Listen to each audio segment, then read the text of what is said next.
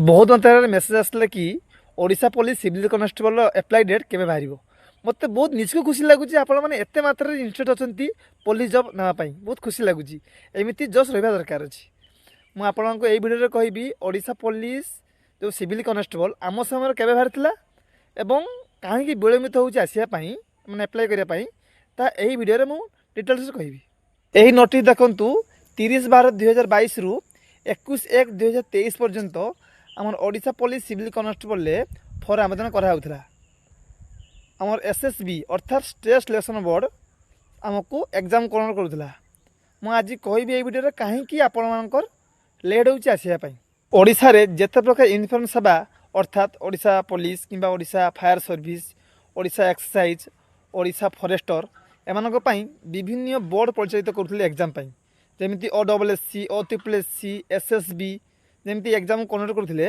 सेमिति जहाँद्वारा कि परीक्षा जेकोसी माने अस्वाभाविक भाव माने विलंबित होता सिलेक्शन प्रक्रिया से राज्य में ओडिशा यूनिफॉर्म सेवा कर्मचारी चयन आयोगर गठन कराई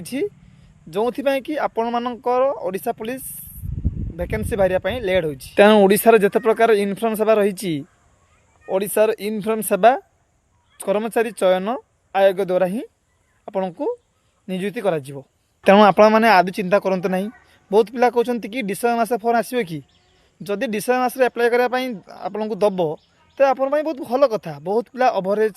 हो जाऊे से भी फर्म आवेदन करेंगे बहुत खुशी कथा कि सेमती कौन नोटिस आसी ना कि डिसेम्बर आसो कि केवे आस नोटिस आसी ना कि आपंकर बहुत शीघ्र चयन प्रक्रिया हे सेमती कहबेनि तो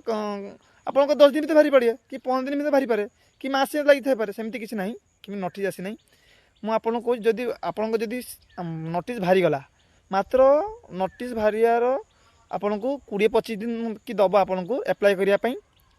एप्लाई डेट रु आपंकर 25 रु 30 दिन पर आप एग्जाम हम एग्जाम मात्र 10-15 दिन पर आप फिजिकल डकेब फिजिकल सरला मात्र 10 दिन भितर आपन को बाहरी जो फाइनल सिलेक्शन बाहरी जो सिलेक्शन पर आपन को जॉइनिंग दब तेणु सिलेक्शन प्रक्रिया बहुत शीघ्र होता है आप आदि चिंता करते ना जेहेतु एक आयोग आपन को नियुक्ति प्रक्रिया कराइब तेणु बहुत शीघ्र सिलेक्शन प्रोसेस हम आप आदि चिंता करते ना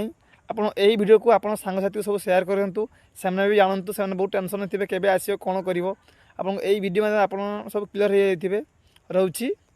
जय हिंद।